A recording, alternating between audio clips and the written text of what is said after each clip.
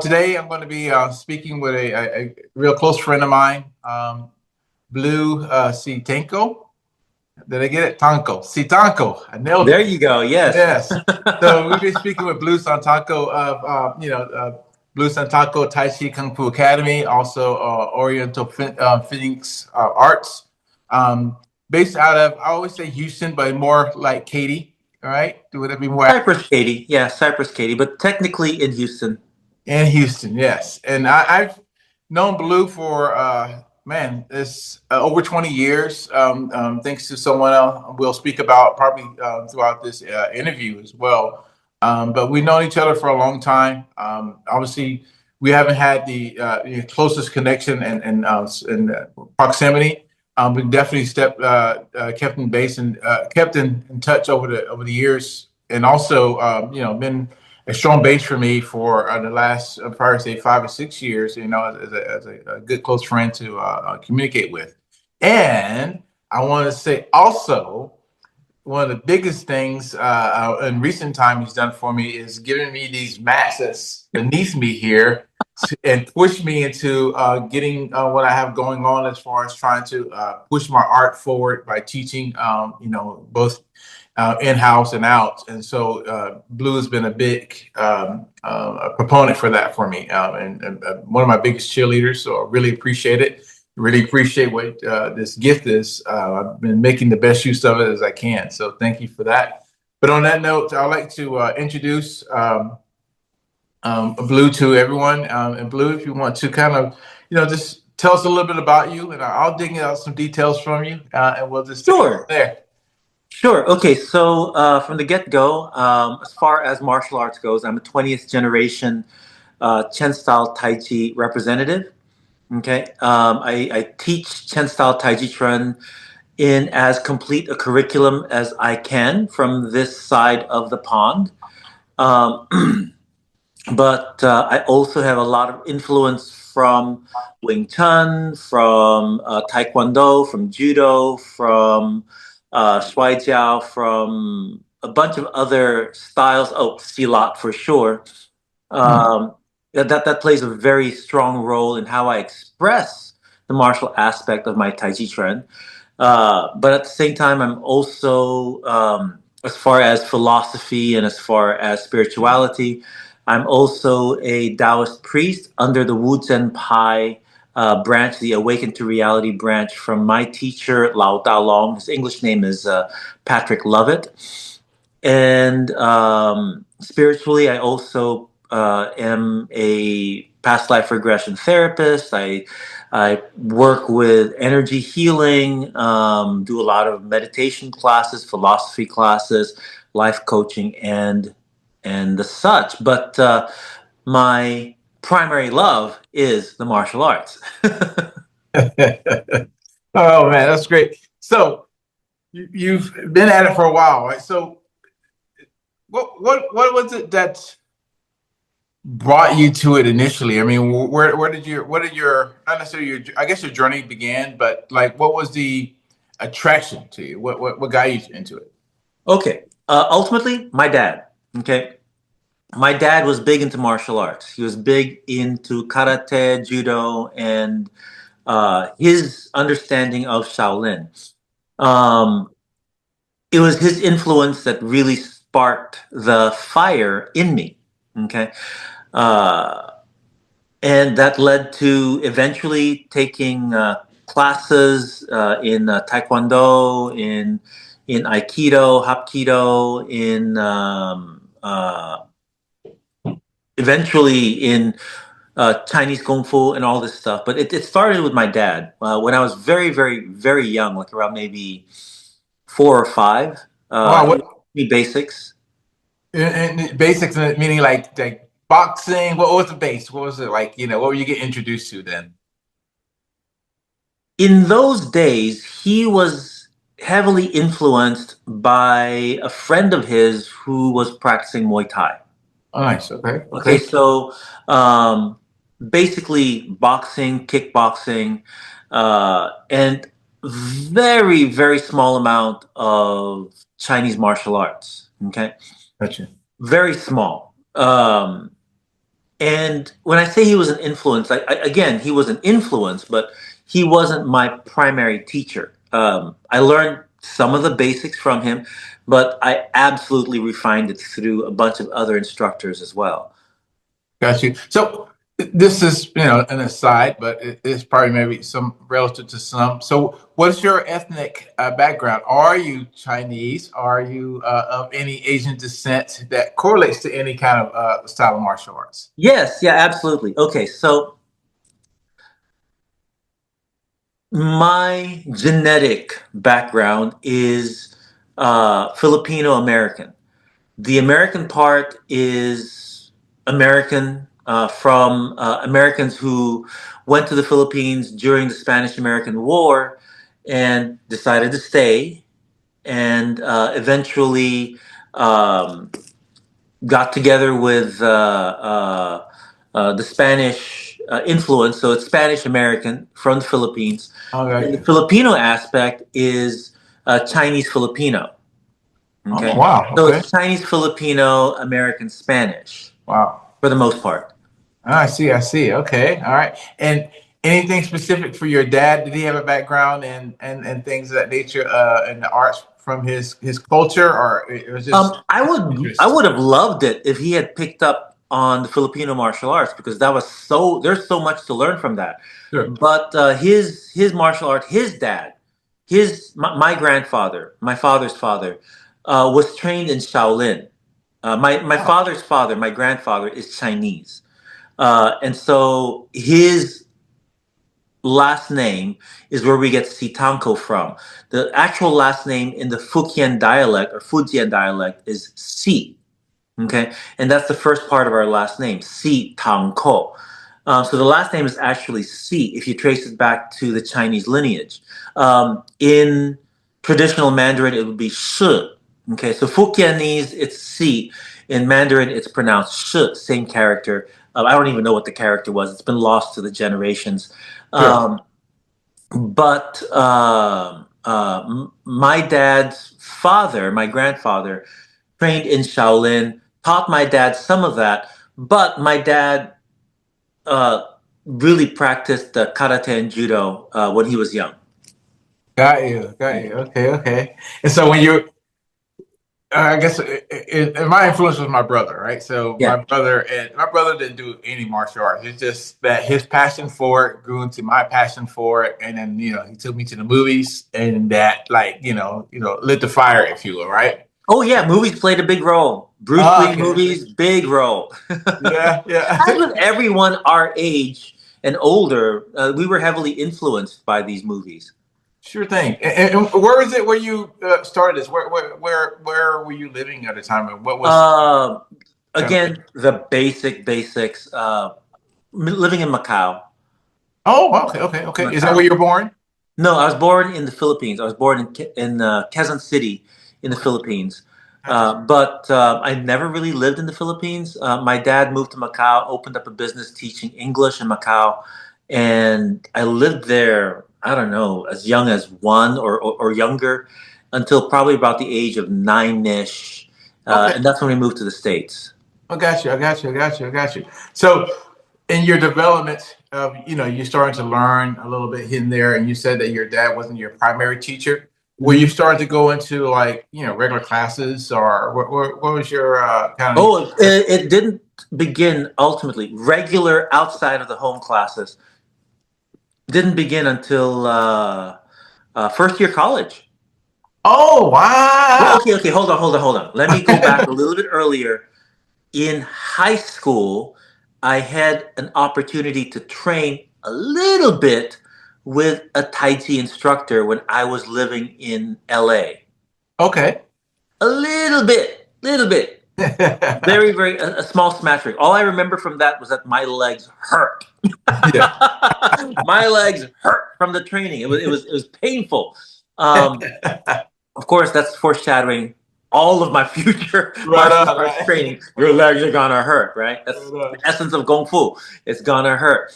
But I trained a little bit in Tai Chi, Yang style Tai Chi, uh, when I was in high school. And when I say a little bit, maybe 3 or 4 weekends, that was it. Nice. Okay. Then when I went to college, I joined the Taekwondo group in college, and whoa, we really got big into it. We really did. Nice. It Nice. was practicing and training and sparring, bruises up and down your arms and knees, or in shins every day, because we got to train it every day when we were there. Nice. And where were you going to college? Where were you at this time? University of Vermont. Vermont. Okay. Yeah. Okay. Okay. All right. And so, was your, I guess you want to say, your collective group of practitioners all from different disciplines in the university, or what kind of grew you guys together? And like, how did you get Oh, to there was Taekwondo of a all things? school. There was a school that was contracted to teach for the University of Vermont within this student organization. It was uh, our primary instructor was Master Shields, and then there was oh my gosh, it's not coming to me right now. Um, it was. It'll come to me probably later on. But no, it was one primary school that taught Taekwondo and Hapkido and Aikido blend that was teaching. So it was mostly Taekwondo. Oh, okay, okay, okay. All right, that's it. Is it by a friend, or you just like, oh man, I see they're doing some classes. I want to get into a class, or what is it that drew you to that specifically, right? Saw a demo. Oh, demo. I saw a demo. You know how it is in college. You have different student organizations during the beginning of the year present their stuff, Right. and uh, the student body gets to look at what's going on and gets to choose whether they want to go to the emergency medicine suite, whether they want to go to a suite that explores holograms, a suite Yeah. that is different cultures that they work on. And I decided that I wanted to go into the Taekwondo suite because I really wanted to train the martial arts. Nice, nice. Okay, great, great, great. And how long did you do it for your 4 years? Did you go 4 years there, or did you Oh do? no, no, no! Well, I was there for about oh, 3 years, I think. About 3 years. I trained with them for about 3 years. Right, you transitioned down to Houston, transferred to Houston from there, right? Is that Then correct? I moved to Houston Right, from right. Vermont. I So moved to Houston from your Vermont. 3 years there was consistent as far as your training with them. Oh yeah. Oh my God. Yeah, yeah. I'll tell you this much. The training that we got through our teachers um, and the senior students was nice and intense. It was so good that a lot of our fellow students who would go to other schools to just kind of like figure out another place for them to train would get kind of disappointed in the intent or lack of intensity in other schools that we got when we were training at the University of Vermont. So again, you were living with uh, 20 plus other fellow students who all just went crazy over training in the martial arts. And so we were training each other every day, more often than if you just went to a regular school. I mean, every single day we were training. So it was good training. It was very good training. Excellent. And You guys going doing competitions back then as well? yeah, yeah, my first competition ever was as a white belt in Taekwondo. Nice, nice, nice. And was it against other universities, or just like are they going to like how we go to our A little bit of both. legacy Uh, competitions and things? Universities, and it was this is small town Vermont, okay, and so we were going against other universities and other local schools. It wasn't just university based competition; it was Nice. anyone and everyone. Oh, great, great, great, great. But from what I understand now, because I have friends who still who actually continue to teach at the University of Vermont for their Taekwondo. I've got a friend of mine. I forget what Dan he is, like sixth or seventh Dan in Taekwondo now. He's been Wow. training it all of his life. Um, they've gotten really sophisticated in organizing the schooling and the competitions. He's been even so far as Dallas all the way down here in Texas, judging Wow. for tournaments. So Nice, yeah, nice. they've really grown quite a bit, and I'm really proud of that little group. Oh, that's great. That's great, man. That's what's up. That's cool. No, so when you migrated, back down to Houston, did you keep that going, or what did you transition to something else? How did that? I wanted to find another Taekwondo school. Yeah, Never got around to really finding one that suited me. yeah. There are some promising schools here in Houston. They're really good schools, but I never really got around to devoting as much time as I could to looking for a good Taekwondo school. Which I'm glad I didn't because I wound up finding a Wing Chun school Nice. and a couple of Wing Chun schools here in Houston, and I trained in that for a while. And then I see no. I'm sorry. Before the Wing Chun school, I trained in Aikido for a little bit, not too long, for a Sure. little bit. Um, then I moved to the Wing Chun school. I moved to two Wing Chun schools. Uh, Alex Valenvine was one of my first teachers here in Houston, and Okay. then I moved over to a branch of um, uh, oh God, what's his name? Kenneth Chung. There we go. I shouldn't forget his name. He's a very influential teacher of mine. He's actually the one that introduced me to Chen style Taiji Chuan. Oh, nice. Okay. Kenneth Okay. Chung introduced me to Chen style Taiji Chuan. In that he found a mentor in Feng Ziqiang. And Feng Ziqiang is a representative of Chen style Tai Chi. And he was really thoroughly impressed with the energy, the philosophy, the understanding, the skill that Feng Ziqiang had. And so eventually I got kind of curious and I looked for a Chen style Tai Chi instructor in those days, and this was what, early 90s, 93, Okay. 93, 94. The only instructor that was teaching Chen style Tai Chi here in Houston at that time was the person who became my Chen master, Cheng Chin Tsai. Gotcha. So, Taekwondo, oh, my dad, Taekwondo, Aikido, Hapkido, more Aikido training, Wing Chun training, and then Chen style Tai Chi training. Gotcha. Well, now, how many of these were you doing in parallel? Like, and obviously you had your skills from Taekwondo that you already, accumulated. And then, how much was it cross training for you? Or were you kind of like keeping them separate, I guess, if you will? Hmm. The Taekwondo Hapkido blended very well. Sure. Okay.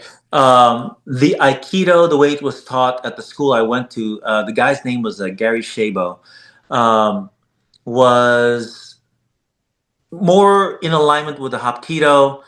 No Taekwondo techniques, pretty much in that Aikido school. But learned a lot of joint locking, joint locking throws and learning how to fall. That was very important. I'll tell you this much: learning how to fall has literally saved my life way more times than martial arts ever has. um, no, no, but as far as in parallel, I think all of it combined more when I went into Chen style Taiji Chuan. Okay. Okay. It really blended a lot more because the way that I was taught Chen style Taiji Chuan and the way that I understand it is a lot more inclusive of other styles, other techniques. Um, Rather than exclusive, like we only do things a certain way here, we Sure. only do this a certain way here. No, it's felt much more inclusive there, where everything I learned in Taekwondo, I still express in the way that I teach and practice Chen style. Everything that I learned in Hapkido, Aikido, even Wing Chun, obviously, also in Chen style. And then later on, when I expanded out into Filipino martial arts and Bruneian martial arts, Bruneian Silat specifically, Right. all that stuff blends beautifully anyway. Nice. Nice. So as far as training in parallel. I do a lot more training in parallel now than I ever have before because Interesting. I see a lot more parallels now than I ever Right did. on, right? Yeah. Exactly. Yeah, yeah. So you mentioned how your Wing Chun master is Kenneth Chung. Kenneth Chung. Tung. Chung. Chung. Yeah. Chung. Chung. Okay. So you mentioned how he had first introduced that to you. Yeah. Now, was it out of his interest, or was he kind of like guiding you to go to get the? Oh no, no, no, no, no. He was just talking about his experience. Got you. Got you. I'm sure he would prefer it if I stayed in Wing Chun. But no, out of his own experience, he was just talking about how impressed he was with meeting with Feng Zitiang. Now, I've kept in touch with Ken throughout the years, on and off, on and off. And he still maintains a very good relationship with a lot of the Chen style masters.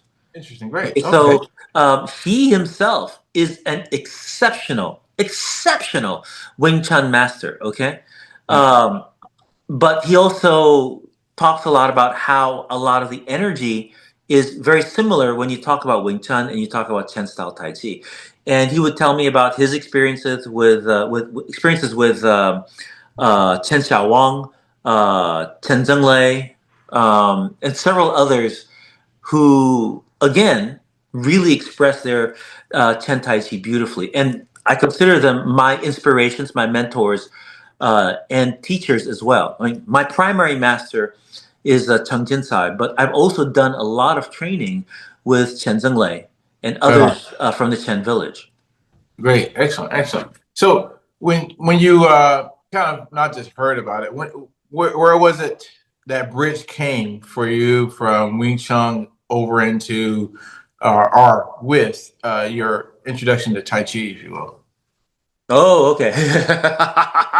All right, here's some fun news. Okay.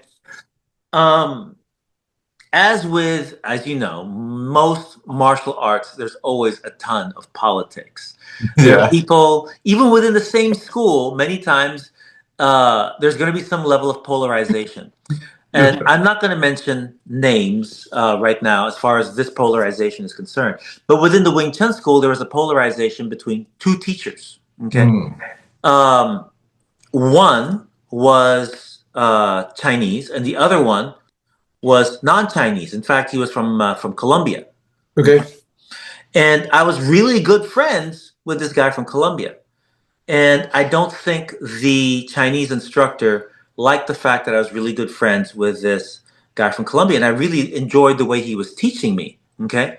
And because there was no one teacher in the group, this is a satellite group, and Kenneth Chung Ah, would come in maybe every 3 or 4 months to do a workshop sure. with the group, and he would be flown in from California. And so he was the primary instructor, but within the group, there was a bit of a polarization between these two primary instructors, student instructors, let's say that.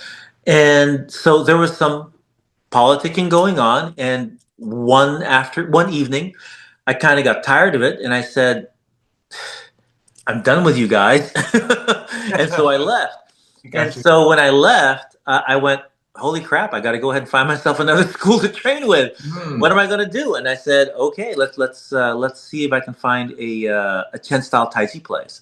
So I would have actually stayed with Wing Chun longer. I don't think I would have stayed with it forever. I Sure. would probably have migrated to something else eventually, Got you. but I would have stayed with it longer if there was not all that politicking and And arguing back and forth, and yeah. eventually just there was just some distasteful behavior from the senior instructors, and that form of distasteful behavior came from pride and fear.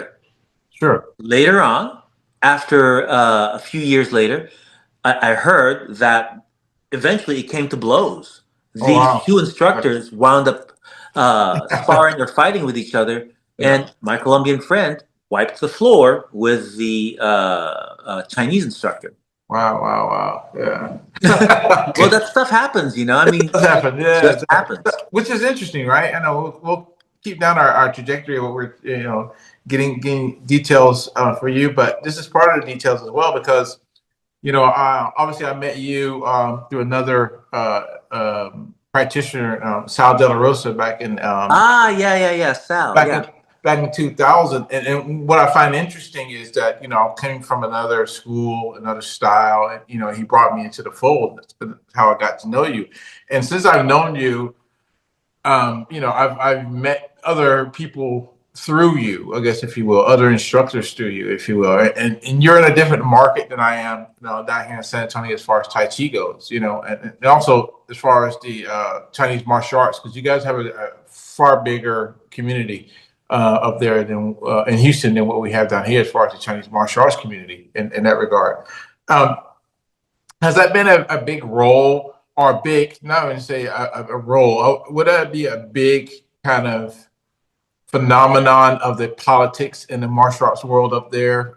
One, in the maybe Chinese community, Asian community, if you will, as well as the martial arts community in itself up there? Because it seems like it'd be far more competitive, far more, but I've met a lot of people through you, so you probably goes both ways. What's your take on that? Okay.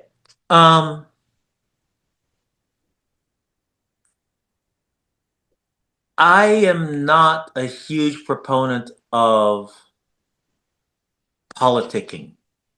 Okay. I don't like it. I find that it puts unnecessary strain on a community. I firmly believe in being the tide that raises all boats. I firmly believe that everyone has something to offer. Sure. Different people, different mentalities, different approaches work for different individuals. Right on. Yes. And if a student is destined for you, good. If a student is not destined for you, good too. You know what I mean? A lot of people fear losing students to other instructors. I personally don't care. I really don't care. Sure. Because, again, I believe that everybody will find the instructor they need. Okay? And sometimes I will be the instructor that someone needs for a month, for a year, for 10 years. It doesn't matter. Right on. And then they're going to find someone else that Sure. they need. And I may not no longer be the one that they need. And that is good. That shows progression, that shows growth, that shows evolution. Right And on. whoever is the student that needs me, I'll be there for them no matter what. As much as possible, I try my best to remain in good terms with students that do decide to leave, and so that's part of what I prefer to do. I want to be in good terms with most everybody. There's no reason not to be in good terms with somebody, Right on. unless they're just naturally toxic. Yeah. And the martial arts community, like every other community, has a lot of good people in it, and it's going to have a few toxic people in it, Sure. And that's just the nature of mankind. There's nothing you can do about that. I believe that the toxicity doesn't help, but at the same time, you can't just focus on only that.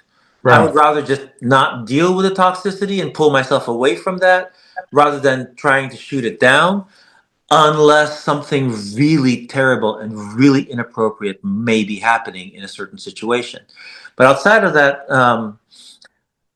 let's talk about the overall health of the Houston martial arts community. I think it's good. I think Great. I really think it's good. I think that there is a healthy level of interaction amongst all of the martial artists. Does that mean it's perfect? No, it's not perfect. Yeah. Can it be improved? Everything can be improved, but at the same time, it's relatively healthy. We're able to come together for tournaments. We're able to come together and work with each other as groups. We're able to interact with each other and have no, at least from my part, I can't tell. Maybe there's some people out there who really hate my guts. I don't know, but for the most part, I don't see any outstanding bitterness in general.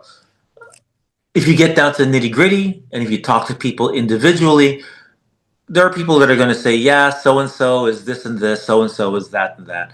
But overall, it's a really healthy group, especially when, like, shout out to Ernie Wu here, who Yeah, holds the tournaments here in Houston. He does a really good job in maintaining good relationships amongst most of the Chinese martial artists here in Houston.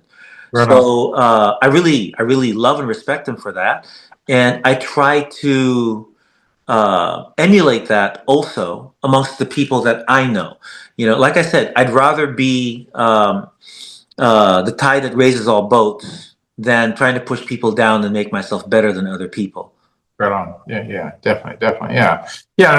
And I say that, and I brought that question because I know you've hosted the stand on meetups for quite some time now, and Yeah, that's how I've come to meet so many other variety of martial artists, through you. So I know that is there, and of course, I've been around when you judged or you refereed different events, and so I know you have a tangent to the community, or else they wouldn't be asking you to be in those positions in those moments. So it's always interesting to hear even that side of it outside of just the practice of the martial arts, but the understanding about the community and networking. But now jumping back on to where we were in reference to your relationship to your beginning your Tai Chi practice and your introduction into it.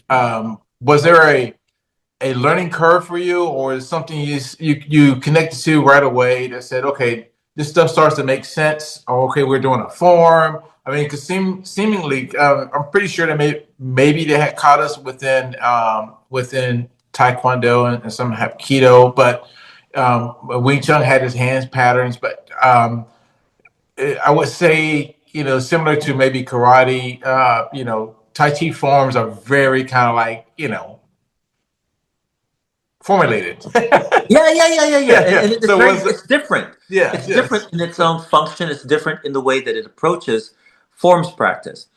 Let me say this: going back to movies being a major influence. Yeah. Um, what really helped me kind of open up my interest in Taijiquan in general is a movie by Ang Lee. You may have seen it, called Pushing Hands. Yes. Yeah. Yes. Yes. Yeah, Back in the day. Yeah.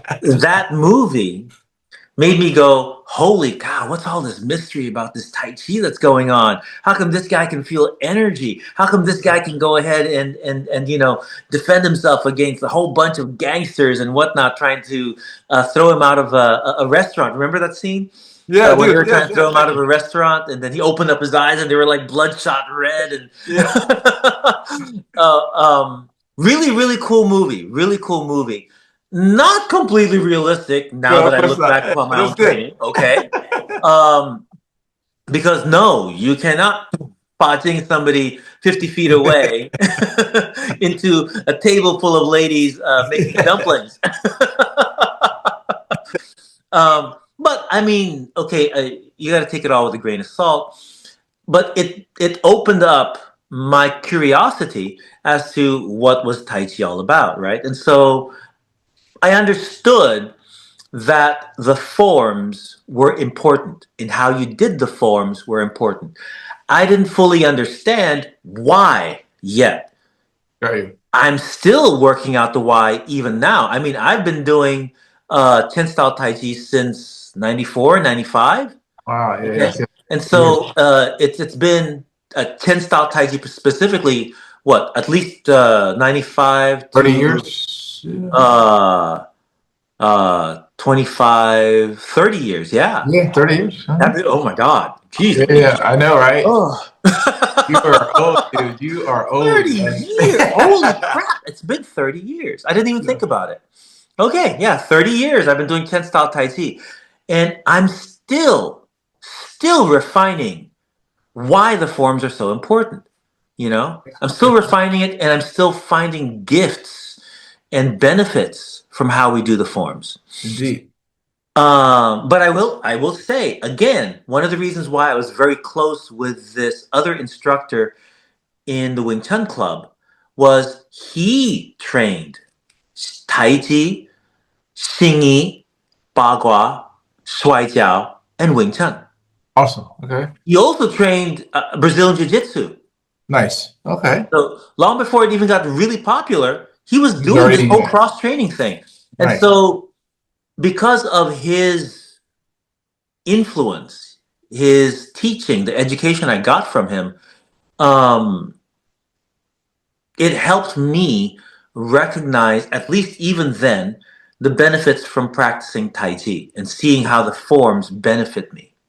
Excellent. Excellent. Excellent. Excellent. And so, what was your introduction? Like your first time going to a Tai Chi class, and you're ready to Okay. start it, and So again, the the earliest intro was when I was in high school. right. I remember. Yes. Yes. That was, yeah. And what blew my mind away was this older Chinese gentleman. I could not understand a word he was saying. We had to talk through a couple of translators who they themselves were kind of okay with their translations. But he was doing the pistol squats. Right. Yeah, he would like stick his foot out, drop, step, lift his foot out, drop, step.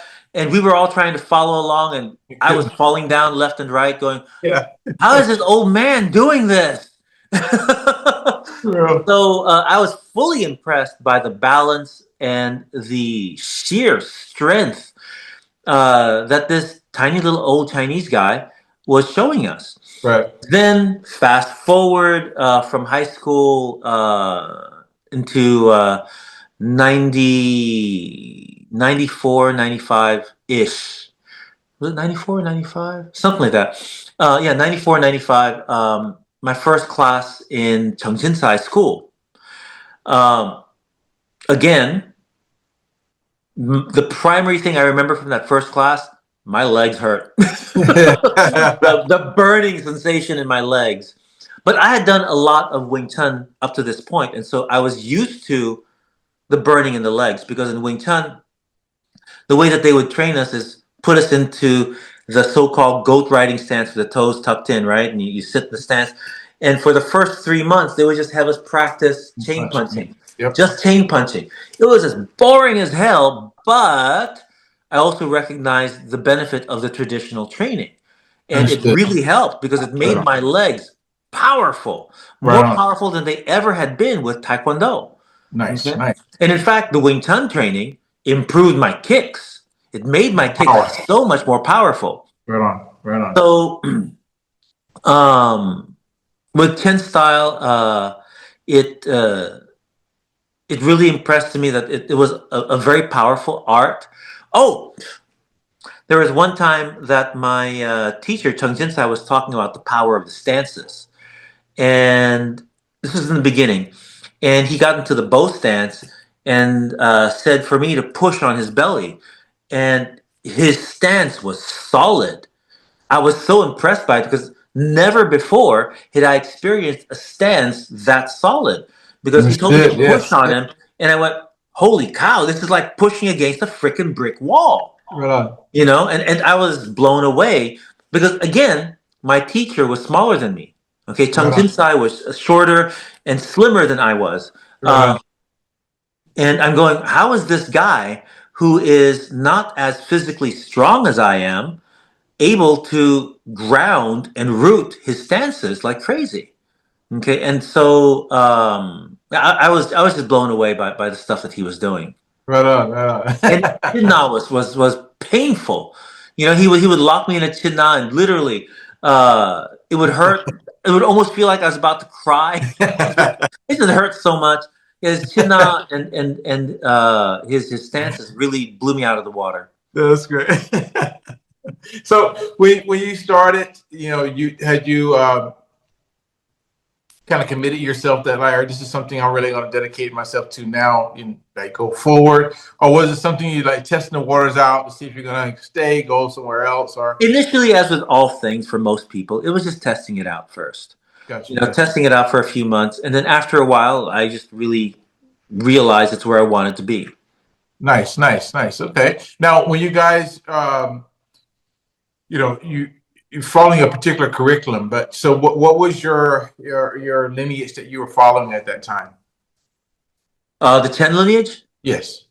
Just that the Chen the actual Chen lineage. Or are you talking about teaching style or training Well, style? more so like so. For instance, like we have the obviously the four tigers, if you will. Oh, okay. No, it was Cheng Jinsai's lineage. Cheng Jinsai's lineage is kind of branched. Okay, he spent most of his training with Chen Zhaokui. Okay. Okay, and Chen Zhaokui was 18th generation. Okay, Okay. he was 18th generation grandmaster. So among the 18th generation, you have Chen Zhaokui and Chen Zhaopi, who were the primary influences within the Chen village Sure. at that time. And above them, their teacher was Chen Fake. So there's Chen Fake, then Chen Right. Zhaokui, and Chen Zhaopi.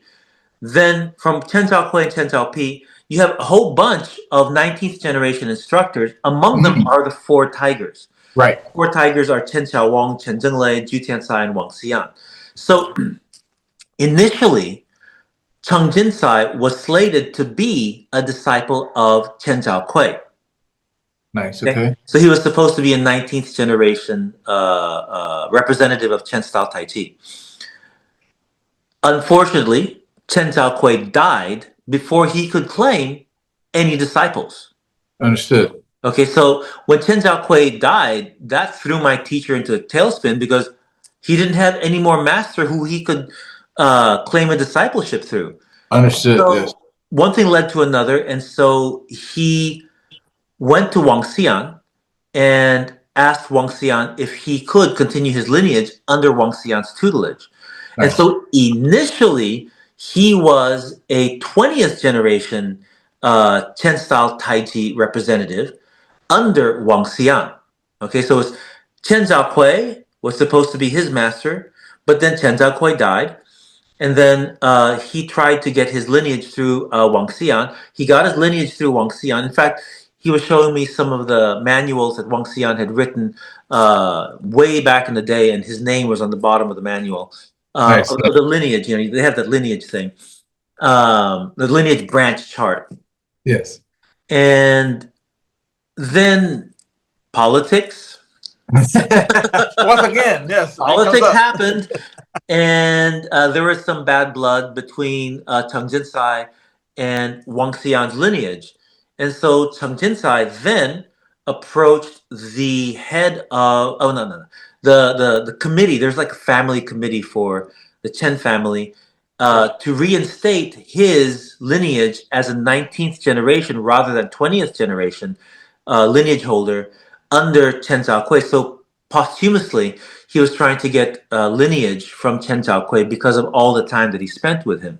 Right on. And from what I understand, and I'm not a pro with understanding Chen family politics, anything like that, but one thing led to another, and Cheng Jinsai got the 19th generation status from the Chen family elders who said, okay, you've trained with Chen Zhaokui, we will officially recognize you as a disciple of Chen Zhaokui, and here you are, your 20th generation, your 19th generation.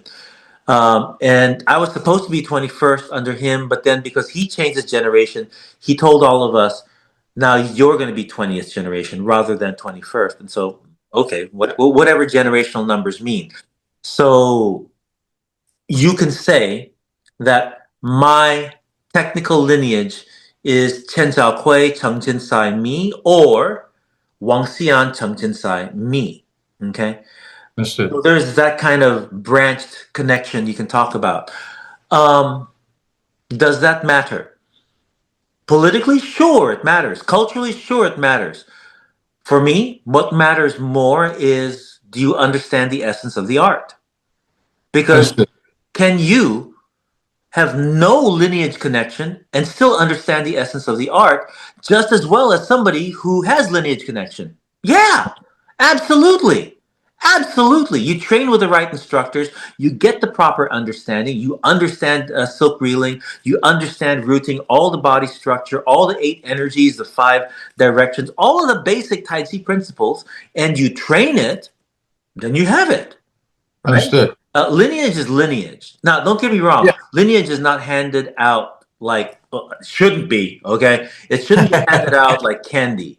It should be Right. handed out to people who are deserving of the lineage, who actually are willing to not only put in the time to be appropriate athletes for the martial art, but also who are willing to continue teaching in the lineage. Okay, Uh, some people will get the lineage and then it stops there with them. They don't continue anymore.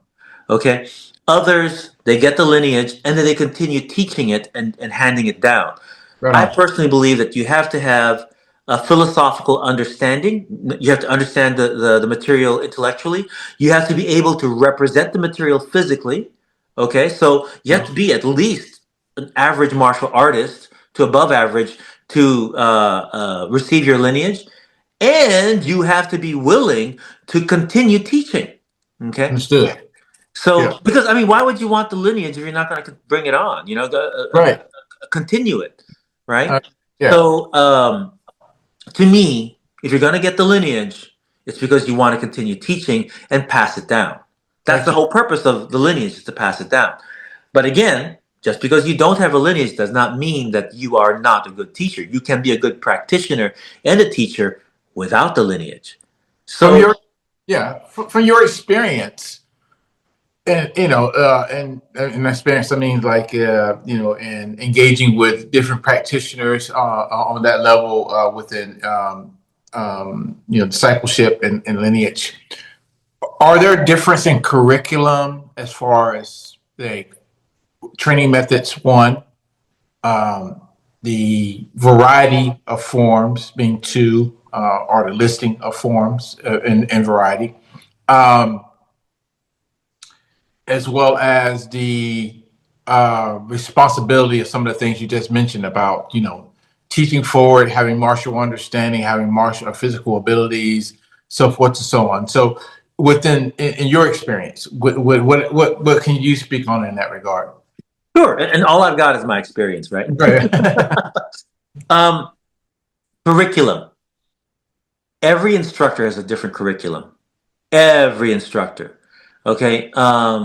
If you look at Chen Zhenglei, Chen Xiaowang, Ju Tiansai, Wang Xian, the Sita Jinggang, the 4 tigers of the Chen village, they're all going to be slightly different in the way that they teach. Sure. Some may teach more throws, some may teach more chinna, some may teach more striking, some may teach more kicking, grappling, wrestling, whatever. Some may be more into the weapons. It varies from person to person. Right on. From what I've seen, okay, from this side of the pond, looking at what's happening in Chen Village, the curriculum in the Chen Village itself has grown and expanded since 50 years ago. Yeah. It has. It Yeah. has. Yeah. They've actually brought in other instructors from other styles to teach. They brought in Muay Thai instructors. They brought in other grappling instructors to help teach in the village, which Interesting. Yeah. I think is a great thing. I Sure. think is a great thing to branch out and diversify to truly understand your art. Because again, when you look at the choreography of the forms in the art, I don't see any difference in technique when we do our forms than any other style of martial art that has ever been in existence. I don't Understood. see a difference between grapplers, wrestlers. I don't see a difference between strikers and kickers.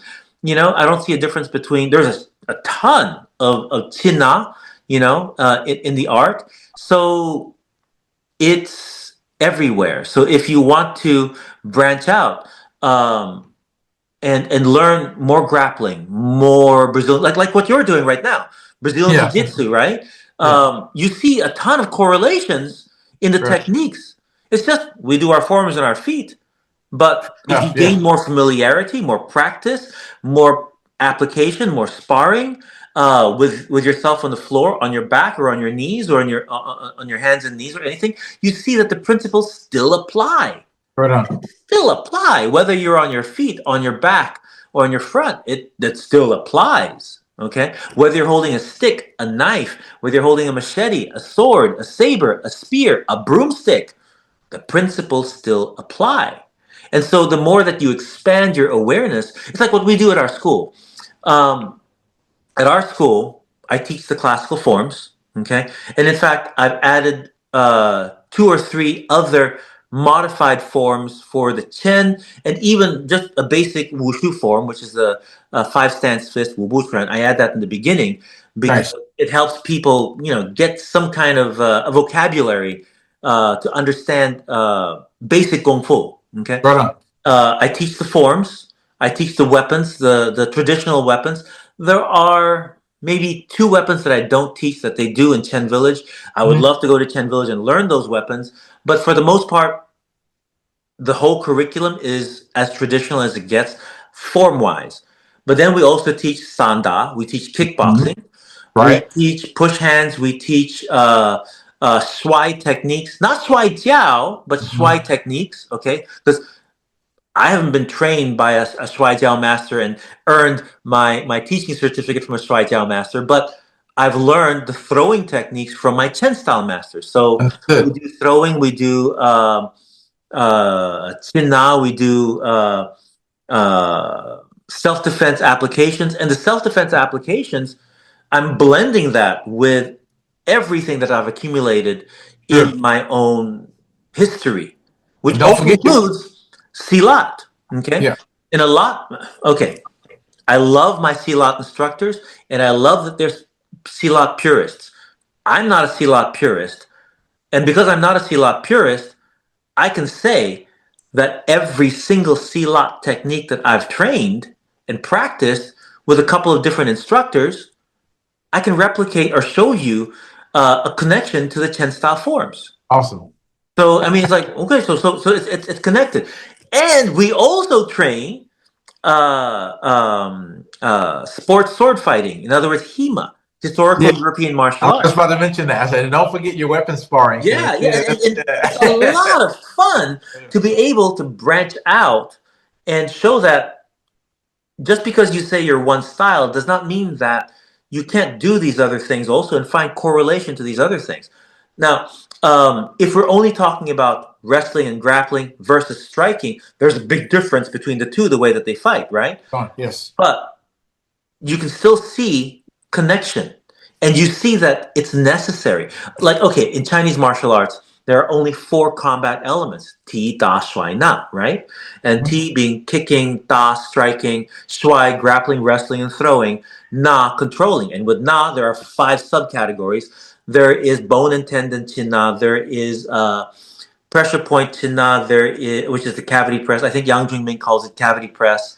Um, there is blood stealing, breath stealing, and there is soft tissue manipulation, We'll see. Yeah. right? So there's five basic categories under China.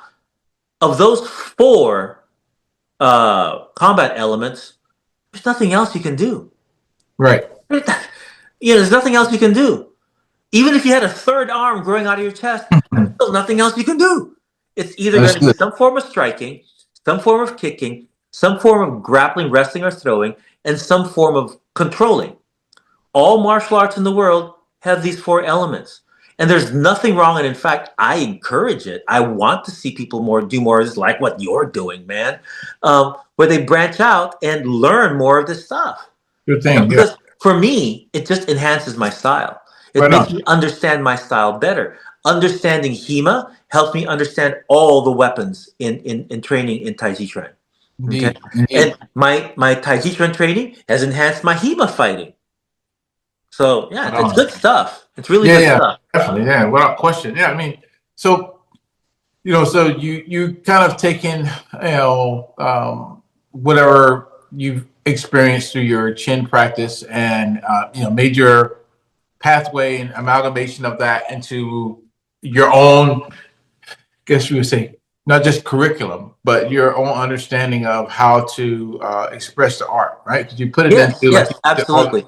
all the And variations. different instructors are going to do it differently. Right on, And right on, right on. everybody's going to have their specialty. Everyone is going to have what they focus on, and that's great. That's perfectly fine. There should not be a homogeneous expression of Taijiquan always. No, everybody's going to be slightly different, as it should be. You know, if you have an instructor who is well into their 70s, they're not going to be teaching you a lot of the more athletic capabilities. They're going to be teaching you how they express their art in their 70s.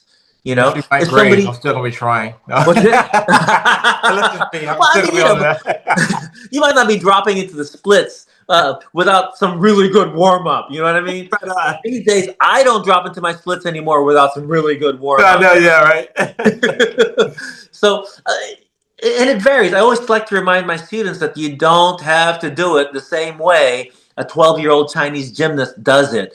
Do it to where it matches your physical capability and your understanding and your goals. If somebody's goals are just health and wellness, they're most likely not going to be into the martial applications. If somebody's goals are more martial applications, I have students that take my Sanda class and my self-defense classes who don't take my forms classes. I have students that take my HEMA classes that don't take my forms classes. Sure You thing. know, Sure thing. and I don't have to force everybody to do everything exactly the way I do it. You know, Okay. if you want to learn a little bit of this, do this. That's fine. If you want to learn a bit of that, do that. That's fine. So let's Um, take it back a little bit then. yes. So you have what you mentioned, obviously, about, even within the Chin style, they all having different curriculums. You mentioned your curriculum and the things that you're teaching in your program now, right? So from going into your your Tai Chi journey, well, with your master Sheng, where is it that you decided, like, you know what, hey, with my lineage and my know need to start sharing it with folks, and then got on this pathway of being where you are now as far as being an instructor in the arts? I can't say it was any one thing. Sure. It was an evolution. Got It you. was just an evolution, really, ultimately, fueled by my curiosity. Nice. So it's an evolution fueled by curiosity. Um, the curiosity is, how far can I take this? Does this still hold true in these different scenarios with these different, if you're talking about martial arts, with these different types of martial fighting scenarios in sport or in self-defense or just even in theory? Um, how far does this go? How true is this? My personal goal is to figure out what is truth, what is reality. Okay. And so if something is true, if something is reality, then it should be true everywhere. So put it simply, what's the foundational movement for 10 style Tai Chi, which is really a bunch of everything. It's not just 10 style Tai Chi, but let's go into the language of the art, right? What is the foundational principle of movement in 10 style Tai Chi? It's Chan Si Jing, silk reeling energy. Silk reeling energy is really very simple. You generate movement with your feet and your legs, you direct movement with your hips and your waist, and you express movement in your arms and your hands. Okay? How far does that hold true in everything? Well, it holds true everywhere. It holds true in 10 style Tai Chi Chuan. It holds true in all Tai Chi, in all Kung Fu, in all martial arts. It holds true in golf. It holds true in tennis. It holds true in baseball. It holds true in anything where you are having some form of athletic movement. Right on. You know, Right. Yes. until we start walking on our hands as a species regularly, all of our body strength is going to be strongest with our legs. So you don't want to generate with just the arms. It's a waste of energy. You want to generate with the feet and the legs, then express in the hips and the waist, and then direct through the hips and the waist, and then express in the arms and the hands. So Chan Si Jing alone, if you look at how all other martial arts do their thing, generally it follows a ground up process, Right on. just like Chan Si Jing. So it's curiosity. It's like, okay, this principle is true. Where does it hold true? Where can we bend it? And where do we break it? Not all principles hold true. Like, okay, in Taijiquan, we have the principle of maintaining our upright spine, right? Does that hold true in all situations? No. No, it does not. It holds true in general, but then there are situations where you can bend it and break it. So if someone pushes me in my chest, it's a very strong push. I can't keep my spine straight. Maybe I can turn if it's not that strong. If it's super strong, I have to fold my spine, yield, turn, redirect it, and then come back to being straight, right? Right on. So, Right. um, knowing where it's not about determining what principles and what laws are true or false. It's knowing what is the range of each of these principles and truths. You know, just because I generate energy with my feet and my legs, what about when I'm on my back? How do I Mhm. generate energy then now? Right? Which Right you're on. discovering with your Brazilian Jiu Jitsu. Right on. For real. For real. Yeah. So, And so it's just being curious. got You've you. got to be curious and you got to figure out what is the range of my truth. It works well here, it doesn't work well outside here. Okay, good, good. So what works outside here? Okay, this works outside here. Does it work in here? A little bit, but not all the way. So it's about just education, right? And Right the on. the the the key to any form of education is curiosity. Indeed, I will say that, well, I know my journey started with teaching because my teacher told me, go out there and teach. I ain't ready, but, he made us go out there. But the key thing is the more I taught people, the more I taught for myself, the more I learned, the more Yes, I sir. became informed, on details and things, and also going back to what you said about understand what is reality, because you can easily become the um, person that so used to doing something that you're not necessarily delusional, but you have an understanding of how it works and what it works, and so you're all complimenting what that is. So when you go out there and you're kind of teaching other people, and then you get introduced to, wait a minute, hold on, how's this supposed to work when someone's not doing what I'm expecting them to do? Yeah, absolutely, absolutely. And in some cases, it is delusional. Yeah, that's very true. That's In true. some cases, it is. I can't see that. It Yeah. becomes a cult-like mentality where you've been taught that this is true, but you've never tested it. You've never Right. proven it to yourself. One thing that I love about a lot of the spirituality that I've investigated and studied, um, like Buddhism, right? What the Buddha says is. Don't believe everything, and I'm paraphrasing. Don't believe everything that I say, hook, line, and sinker. Um, Experiment with it, test it out, and if it works well for you, then adopt it for yourself. But don't just take it because I say it or a book says it. Right on. Test it out. You test it Hey, out, and so it's very important to test things out. yeah, because I'm interested because I asked you about your question, the question about your journey as an instructor, because then obviously that brings in a certain kind of relationship. You just mentioned also about the tendency to have like the cult like following from because people see your skills, they admire your skills, they get very kind of like in awe of like, oh wow, great, and things and stuff of that nature, right? Um, and this particular art does tend to pull in more flavor of that from people's character than some of the other arts. But that being said, you went from learning from your teacher to going into your own kind of journey of being an instructor, and we talked about influence and things of that nature. And you touched on something a minute ago about the spirituality of it, and even your practices within in Buddhism and things.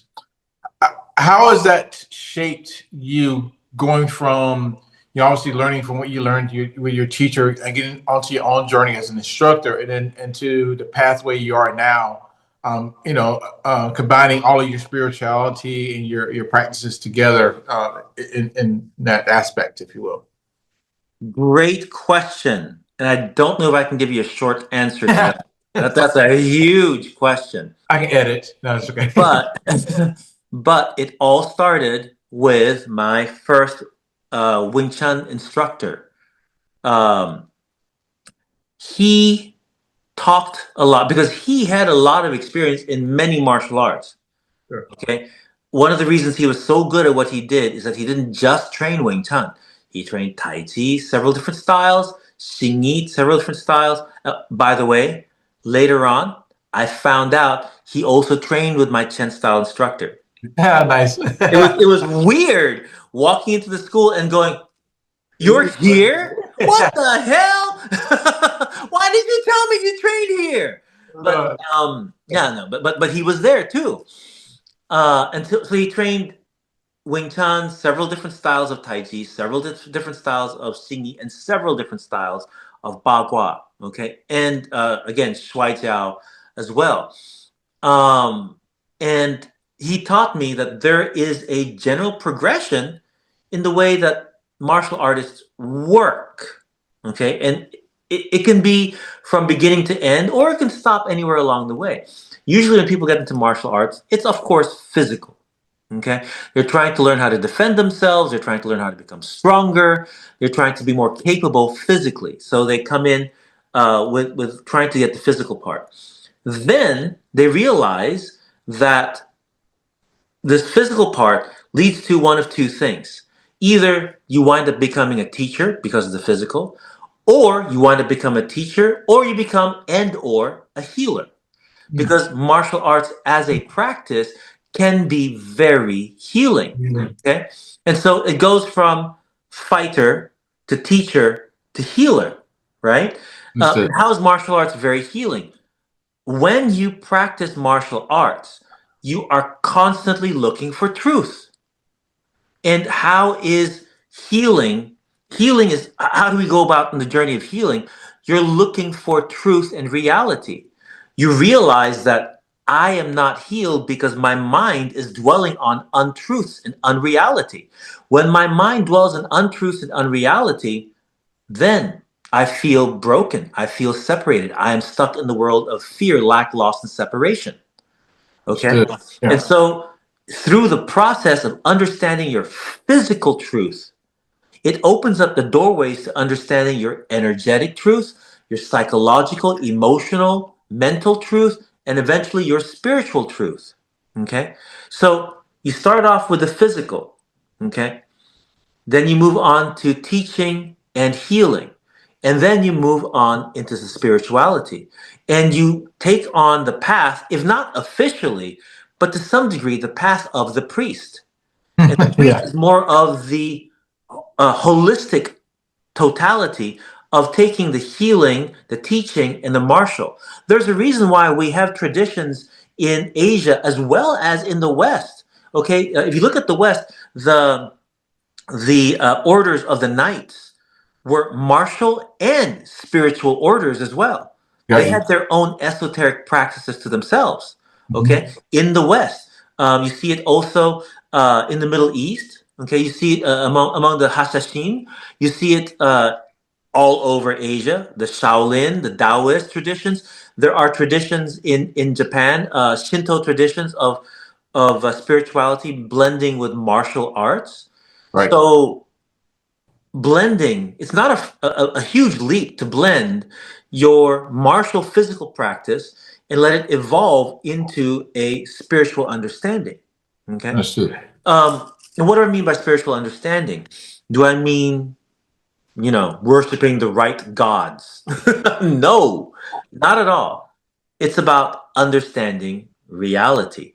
It's about understanding your psychology. It's about understanding how you evolve as a consciousness, okay? Which Yeah. can interweave into religious expression, but for me, more important than religious expression is determining reality from unreality. That's extremely important, which is kind of funny because the Taoist sect that I've been ordained into as a Huh? Taoist priest is known as Wuzhen Pai, which is translated as awakened reality sect. And I didn't Okay. understand it at the time. I didn't understand that, what does awakened reality mean? Oh, I don't know. I just wish it was some kind of martial superhero sect. No, it's awakened to reality. And as I dug deeper and deeper into my studies, philosophically and spiritually, it dawned on me that the whole process is about understanding who you really are and understanding the world that you are in as a whole. If you can Understood. understand who you are in relationship to the world as a whole, well, it tends to help your life become a little bit less painful, a little bit less suffering, and a lot more grounded and a lot more clear. And it Right on. helps make you a better human being. So, Indeed. martial arts can be the doorway to all of that. Do you have to openly and purposefully walk the spiritual path to achieve a lot of these things? No. Just putting effort into something and learning about yourself through that something can already open up the doorways to a broader understanding of who you are.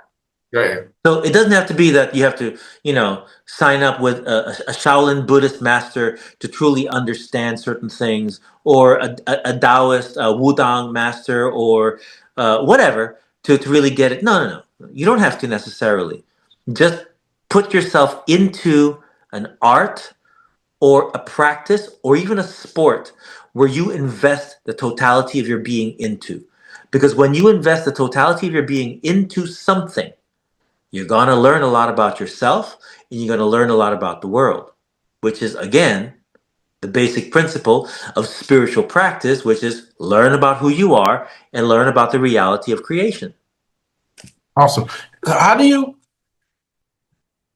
put this, I mean, this is pretty straightforward question. I don't make it more difficult than I am, but, make this part of your curriculum without having to focus necessarily on any deeper aspect. I mean, do you put some of these within your, your drill work, warm up work,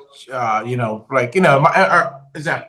So we would do studying Qigong in my teacher's class, right? So sometimes you'll make sure, hey, don't close your eyes, keep your eyes open, so you always, focus. But we're meditating on that. Oh, we're doing Qigong exercises or practices, and then we're giving visualizations and things like that. Sometimes on the more of the esoteric spiritual aspect of what you're trying to draw in, right? So, what is your approach within your classes to kind to amalgamate these things Okay. together without having to say, hey, we're doing a spiritual practice or we're doing so forth and so on? I try my best to keep the spiritual practice separate from the physical practice. Got you. Okay. I try my best. Okay. I have meditation classes that are also Qigong type classes, meditation Qigong classes, separate from my Taiji classes. My Taiji classes, I try to keep it as physical as possible. However, what do we need for Taiji practice? You need presence and mindfulness. Right on. And when you have presence and mindfulness, what the student needs in explaining it is going to come up. Do I have students who only want the physical practice? Yes. And we only do the physical practice. It's not my job to superimpose spiritual understanding on anyone else. Never, never superimpose that. But if they ask, I'll talk about it. Sure. You know what I mean? If they ask, I'll talk about it. But no, no, no. In the classes, I try to keep it as non-spiritual as possible. As possible. But if a student asks questions during the physical class, I will have to answer it. Okay? Awesome. Or I could also refer them to the meditation classes. I'll answer it to some degree and I'll say, we get more into this in the meditation class, and come to the meditation class and we'll talk about it more there. We get into the major woo-woo stuff in the meditation classes. But here in the physical class, we have to work on mindfulness and presence. Okay? It's one thing to say, oh, I'm a mindful individual, but you don't know where your hands are going. You Right. cannot say you're mindful if you don't know where your hands are going. Understood. You're not mindful if you don't know where your foot is going. Okay, mindfulness is not just an internal quality. Mindfulness is also an external quality, and it is expressed in your physical movement.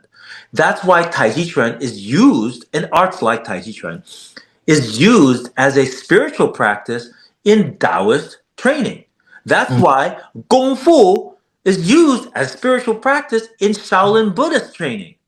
Okay? So the physical training is spiritual in that what are we practicing? What's the first step that you must have in any discipline? Well, it's discipline. Right. Do you have the discipline to be mindful in the moment? If you cannot be mindful of your body, how can you be mindful of something as nebulous as your emotions and thoughts? Have you always kept them separate, or was that a something that you came up was like, I need to kind of like, separate these out so I can really get these guys to focus on this, and then we can put this over here, compartmentalize it in that way. I do my best. I've always kept it separate. Awesome. Okay. Always kept it separate. Again, do my best to keep it separate. That's the important term. I Yeah. do my Yes. best to keep it separate Right. because if someone asks me about internal work, well, it's still kind of tied to what we're talking about, the internal movement of your qi, where's your dantian, where's all this and that. But then if they also talk about why are we practicing stance training? Well, I'll talk about the physical aspect, right? Understood. It's about getting your legs strong. It's about understanding structure. It's about learning how to relax. And then to go further, learning how to relax is super important with any form of stressor in life. So, how is that not spiritual in itself? If Right you on. don't know how to relax while you're dealing with difficult scenarios in life, different challenges and different problems, then you're losing the whole point of being spiritual as well. You have to learn how to relax. A lot of spirituality is switching from the sympathetic into the parasympathetic nervous system. That's really essentially it. You know, if Right. you're using Jesus to switch from sympathetic to parasympathetic, Buddha to switch from sympathetic to parasympathetic, Lao Tzu, Krishna, Guanggong, Mother Mary, Guan Yin, I don't, whoever, whatever religion name you want to switch over from sympathetic to parasympathetic, the whole goal is to switch from parasympathetic to parasympathetic nervous system. That's the whole goal. So what is it? What does it take to switch from sympathetic to parasympathetic? Relax, Yes. breathe, be still. What does it take to be really good in Tai Chi? Relax, breathe, understand stillness within movement, movement within stillness. Understood. So would you say that well, I guess a better question to go back to where you were. Give me your viewpoint on what you call internal work. Okay, internal work. What does it mean to be internal? There are many different levels of understanding what it means to be internal. Okay, internal could be I understand how my joints work. Internal can be I understand how it feels to be grounded. Okay, um, when we say generate power with your feet and your legs, direct power with your hips and your waist, and express power in your arms and your hands, it seems very physical, doesn't it? But part of that is also feeling. You have to feel what does it mean to generate this power? What does it mean to stay within my range of motion, lose my balance, maintain my balance? You have to have that feeling. So internal work is truly understanding subtle feeling. Understood. So I mean, if I'm going to punch, I can have like I got friends of mine who, when we talk about chi, um, we talk about feeling chi in your hands, and so I make them do certain exercises, and so now feel your hands, and they literally do this. They feel their hands with the other, and I go, no, no, no, no, no, don't touch. Feel Feel the sensation. sensation inside your hand, and it for many friends, it's completely foreign to them to think I can feel my hand without touching it. I mean, I don't have to actually do this to feel my hand.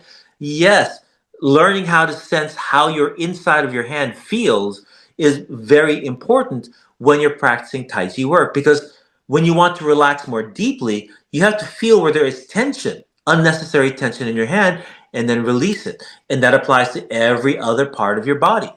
Indeed. Do you really know what it means to relax your shoulders, to relax your chest? Like a lot of people, they're doing their forms, their shoulders are up here, and they're moving with their shoulders. Drop your shoulders. Okay. Then they continue doing their form, and their shoulders go up. Drop your shoulders. Okay. I mean, it Yeah. takes a lot to learn what it really means to feel. Now, Indeed. there's a lot of psychological reasons as to why these particular individuals don't know how to feel. A lot of the reason why they don't know how to feel is that that's their self-defense mechanism to deal with psychological trauma that they've had in their past, is that they numb themselves to the trauma and they don't notice when their body is tightening up. No, got you. Taijiquan as a practice, as an internal practice, teaches you how to feel. You have to feel when you are tight so you can work towards relaxing. So internal practice is about maximizing your capability to sense, Nice. to Okay. feel. Now, along the way, you might start feeling strange things like warmth, tingling, expansion, heaviness, lightness, movement, things like this. And then there are other prescribed practices and awarenesses and understanding. Oh, this is this and this meridian. Oh, this is this particular dantian. Oh, this is moving this dantian. Oh, we're moving energy from our heart to our lungs or whatever it is. Then that becomes even more internal, but it requires a greater level of sensitivity. Yeah. So being internal is just becoming more and more aware of what's happening in your body Right on. a subtle, very, very subtle level. And as you become more and more subtle, you feel strange things. Like, I've never felt that tingling in my hands before. I've never felt this warmth on the soles of my feet before. You mean I can move that warmth? And yes, you can move the sensations in your body. Yeah, it's interesting because I think my initial definition that was given to me of chi energy, right, or internal energy is intrinsic energy, right? And it's like, I'm good at definitions and words and everything, so intrinsic. But then I was like context. My makeup of everything inside me is going to generate something that's going to, empower or disempower my movement, depending on what that energy is, right? So, chi being the makeup of your mind, your body, how healthy you are, how agile you are, how all that is intrinsic into self and how well you've cultivated all of these parts to then now to be able to perform this. And it doesn't matter. Because I know people say, oh, you can use your chi for, being a chef, which it is. It's your intent, your mind, all your energy generated for that action, right? Yeah. What you're describing there, I can understand and relate to in that same aspect as being that intrinsic energy within you that can be used to generate whatever outcome that you're trying to go for. If everything Sure. are already kind of like cultivated on that same level. Like you said, Mhm. sometimes sensitivities variations are different for different people. High sensitivity, you're going to sense other things. Now, with your experience of that, how else do you use or do you kind of employ that kind of internal work? Because I know you do. You mentioned about some of the other things outside of the martial arts that you practice, if you will, right? Through your Yeah. meditation classes, your past life regression, to other aspects of things. I mean, you and I, we talk weekly. Every week, we're talking. Sometimes it gets on this subject as on a surface level as Tai Chi and things like that, but we get deep talking about all the way down to our emotions and things like that, right? Yeah. But Yeah. so how do these things kind of play, or expound from what you've done in your martial practice to get the understanding into other aspects? Okay. Let's talk about chi first. Okay. Sure. There is a concept in Taoism, Taiji, and in traditional Chinese medicine known as the three internal harmonies. Okay, and the three internal harmonies are Xing Yi Yi Qi Qi Jing. Xing means mind. Yi means intention. It means that the mind leads your intention. Okay, then Yi Qi. Your intention leads your qi, your vitality, your life force. So Xing is mind, Yi intention. Then Yi now leads your qi. Your intention now leads your life force. Then your qi, which is your life force or internal energy, leads your jing, which is your essence. Okay, so jing in this case is your essence. And jing being the fluids of your body. Okay, all the fluids of your body, which your body's like 80+% fluid. So it's, in a sense, it correlates to your physical nature. Okay. Sure. I personally believe that you don't necessarily, and there's several levels of this. I personally believe that you don't necessarily feel your chi. I believe that you feel your jing. Okay. So when you put chi into your hand and you feel the tingling, you feel the fullness, and you feel the warmth. Those are three of the primary sensations you feel in your hand when you send chi into your hand or anywhere else in your body. If I Right. send chi into my hand and I feel tingling, fullness, and warmth, what is actually happening in my hand? Well, if you look at the hand, if you measure the hand, what's happening is that there's an increase in blood flow to the hand. Indeed. That Yes. increase in blood flow to the hand is what creates the tingling, the warmth, and the fullness.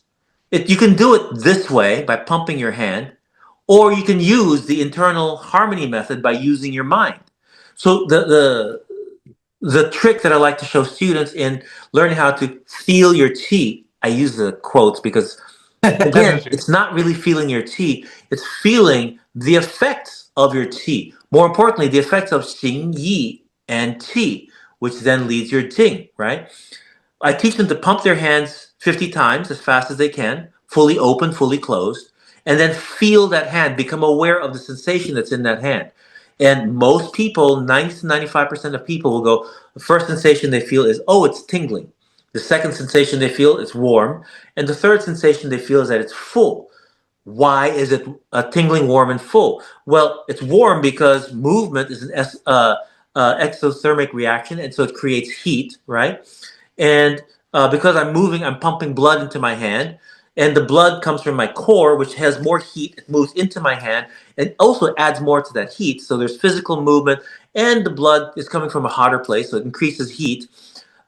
Two, it feels more full because literally there's more volume of blood in my hand. All right. And three, the tingling comes from the expansion of the blood vessels of all the blood flowing through there. So it's all physiological. It Right on. makes sense scientifically why, when I do this, I feel those three sensations. And my hand also looks more pink because I've pumped it and there's more blood flowing into my hand.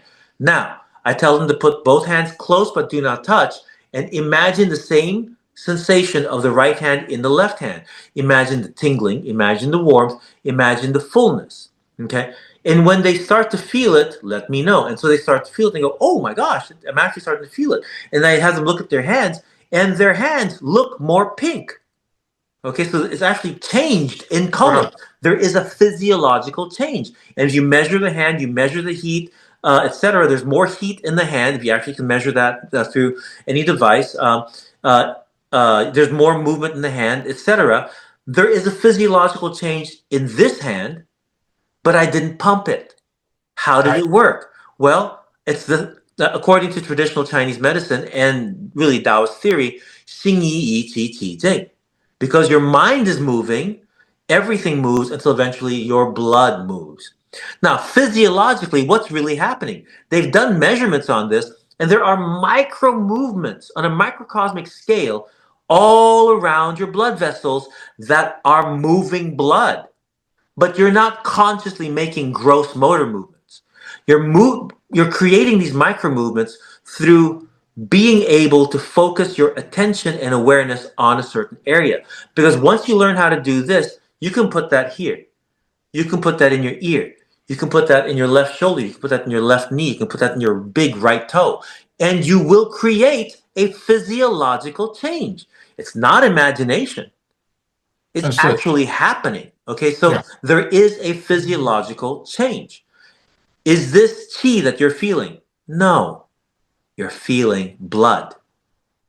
But how is the blood moving? Through the Chinese, it's explained through the Chinese concept of qi, Right on. mind and intention.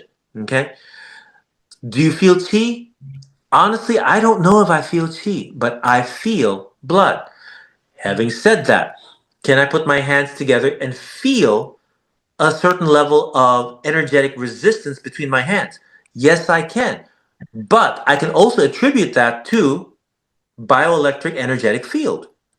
Is there a bioelectric energetic field around human beings? Yes, and it's measurable. It's not imaginary, it's Right. measurable because there are different currents running through our body. Literally, we are moving electrons throughout our body. And anytime an electron is moved, you create a magnetic field. I say a bioelectric magnetic field because it's a magnetic field created by a biological organism. But if you just have a wire and have current running through the wire, you're going to create an electric field going around, a magnetic electrical field going around that wire. So you create that same wire, that same field all throughout your body. And with enough training, meditation and Qigong, Tai Chi, yoga, you can enhance the quality of that electrical field all around you. So what do people eventually figure out? Well, in traditional Chinese medicine, when your external electric field, your external qi field is strong, it means that your internal energy is strong. And if your internal energy is strong, it means that you have good health. So your good health is enhanced by the ability to move, control at will using your mind and your intention, your qi, which then affects your overall essence, your body. So that's how I correlate Xing Yi, Yi, Qi, Qi, Jing, and in principle, understanding Qi. Excellent. Real quick question. I know I have more to your other one. So, also, what was your background, or what was your discipline in university? Oh, God, what was it not? I studied chemistry, biology, biochemistry, eventually microbiology. So I was very science oriented, Yeah, very, yeah. very science oriented. I never graduated because Right, I right. could never really commit all my energy to finishing up a degree. But I Yeah, spent, we talked about Jesus that. Yeah, Christ, 12 years yeah, in yeah. college trying to But earn a degree. But I spent a lot of time studying all of these sciences. I was like, one day I was looking at all the credits I accumulated. I could have had like a minor, at least a minor in 4 or 5 sciences. yeah, and the reason why I asked that, because you're not saying trying to turn, necessarily this the conversation she into scientific, but I wanted to get focus understanding. You had a very great understanding of body mechanics and in the way the body works. Outside of just the practice, but yet you're so still connected and committed to the practice and what it does from that. As you mentioned, started this conversation, this portion off with the internal work, right? Mhm. And that is a basis of that, right? The chi being that. So your definition and your explanation of chi, going back to what I mentioned about how now you correlate all that into your teachings as far as the way that you take that with your spirituality, with your understanding of all the things you do, meditation, past life regression, and so forth and so on, and how you kind of incorporate that into your tutelage, not just as in your classes, but as your spectrum of knowledge, if you will. Yeah. Um, are you saying how do I put it all together? Well, how do you use it? How do you How do I make use use of it? it? Yeah, yeah, yeah. Sure. How do um, you use it? it depends on the student or the client. Sure. It depends. I mean, if someone's coming to me and they want to learn how to defend themselves, I'm not going to talk about spirituality. I'm going to teach them how to punch, how to throw, use your elbows, headbutts, how to defend against the knife, etc. But if somebody's coming to me and they're talking about childhood trauma, if they're talking about difficulty with emotions, anger management issues. So let's take that as an example. I'm the student. I'm learning from you. The forms we've learned. We learned some weapons. We've done some other things in tangent to that. And I'm familiar with your meditation practice and things like that. So now I've gotten a good understanding of the pathway. Now I'm seeking that connection with what I'm learning. Say, for instance, I want to go and compete, but I'm having issues with confidence, even though my skill level may be apparent, my abilities may be apparent, but yet I'm having some reluctance because dealing with maybe someone who's showing some angst towards me because I'm going to be competing against someone. I haven't kind Okay. of gotten myself under wraps to keep myself contained in the rule setting that I just want to lash out. So I'm coming to you to kind of get an understanding. So how do you kind of tie these things together? Very good. I ask questions first Sure. because, again, my goal is not to impose anything that I think, practice, or even believe upon anyone else. Mind you, I'm not a big proponent of belief. I'm a huge proponent of verifiable evidence. Right. Okay. So I need to ask, what is it that they really want to do? Okay. If they want to compete, if they want to understand why they're resistant to competing, okay, then if they're resistant, then we got to go deeper into the mind, right? Because if they have the skill, and if they don't have the skill, we'll build up the skill and gain confidence in the skill. If they have confidence in the skill up to a certain level, but they're not gaining confidence in that skill enough to compete, first of all, do they have to compete? No, they don't have to compete. I want them to know they don't have to compete. There is no pressure to compete. If you want to compete, it's coming from you. You can have good reasons to compete. You have to have a good reason first. Okay, the reason being, okay, you want to test your skills and you want to experiment with it. Okay, you want to put your skills out there for judgment from other potentially appropriate, authentic judges. I say potentially because there are judges out there that are not so good either. Okay, just as much as there are great practitioners, there are practitioners that are so-so. So you have to have a good reason to compete, right? And so if we boil that down and we get down to, 'cause again, it's all about asking the proper questions. You have to figure out what is the root of the problem that they're experiencing. Right. Once we figure out the root of the problem that they're experiencing, then we can pinpoint a proper remedy to that root. Okay. And if that root is, and it often is, rooted in childhood trauma, in other words, they may or may not feel worthy, then we have to address that. Okay. They feel like they might expose who they really think they are.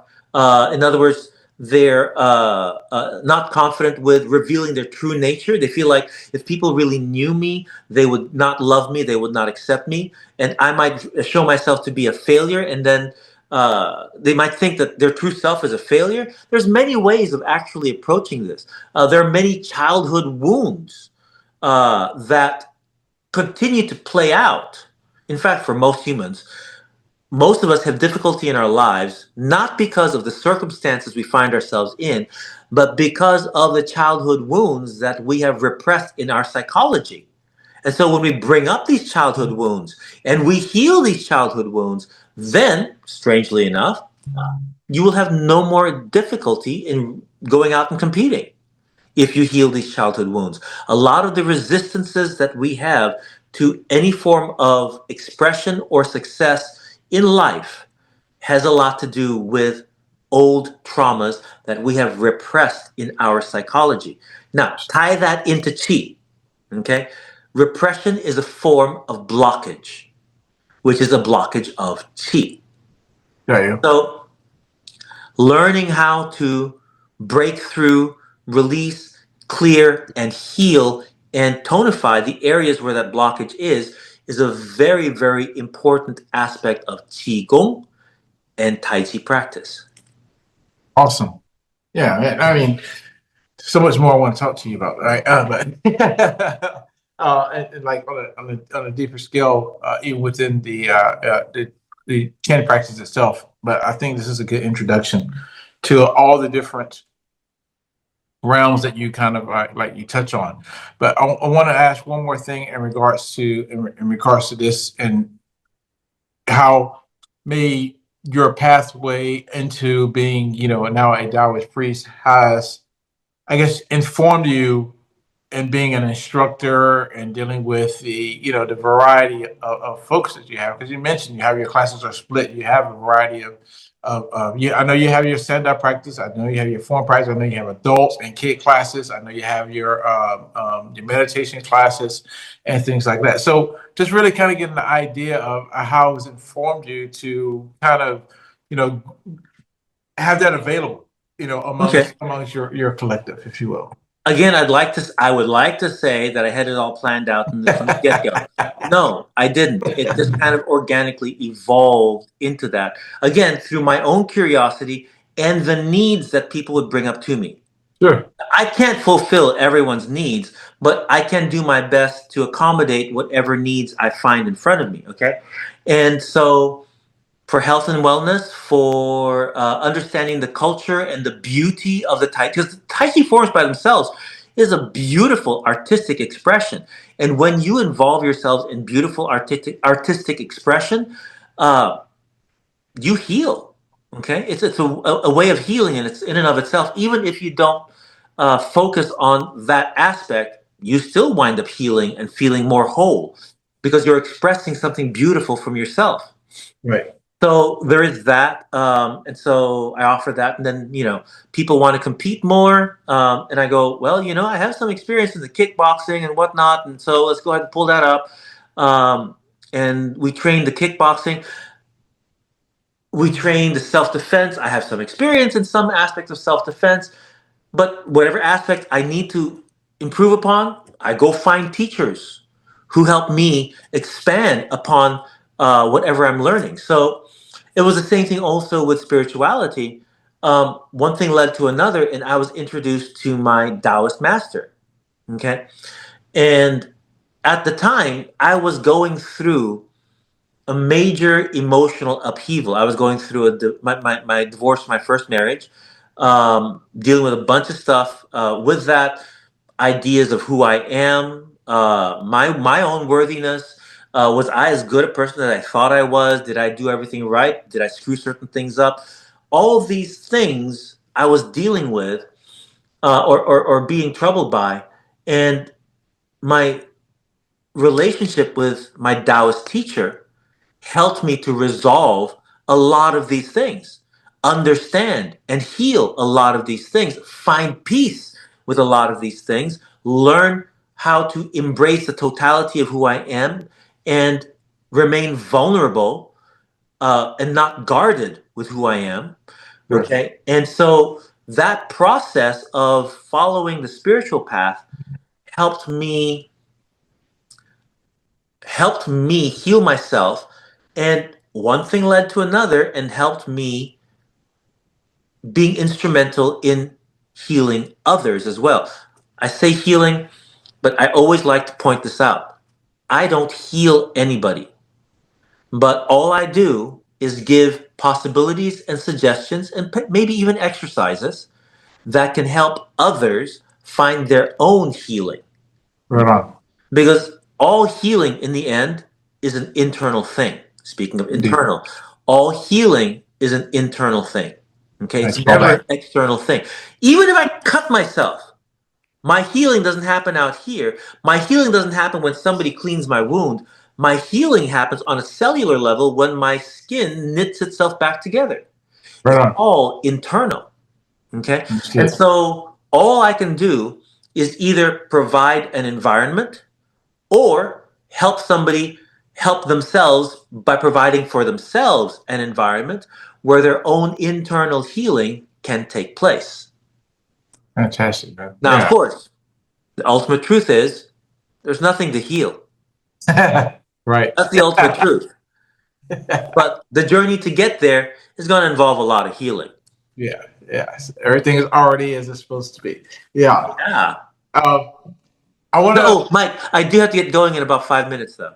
Yes. So I was going to say, I want to do a part two with you. We're going to talk Yes. more detail about some Tai Chi things here, but really quickly, if you can give me a quick summation of how people get a hold of you, what you have out there, and when any events, things you got going on, and then Best thing to do is two things. Go to my website, bluetka.com. So T as in Tony, K as in karate or kung fu, A as in academy. So it's bluetka.com. And I've got information on there. My email is orientalphoenixarts@gmail.com. Okay, all smashed into one word, Oriental Phoenix Arts. My phone number is 281-746-8984. And you can reach out to me, leave a voicemail, or send me a text.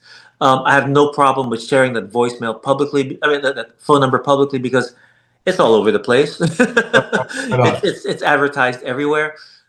So either go to my website, go to contact me through email, contact me through phone. I do also have a YouTube page under Master Blue Siytangco. That's Blue Blue Siytangco Siytangco on YouTube. I'm also on Facebook. Facebook though it's under Nazario. Nazario is my official legal first name. Blue is a nickname. Okay, Yeah, that's right. so it's under Nazario Siytangco-Johnson. My whole last name is Siytangco-Johnson. Professionally, I just use Blue Siytangco because it's shorter. Even though it's still a mouthful, it's still shorter than my full name. My full name has more letters in it than the alphabet.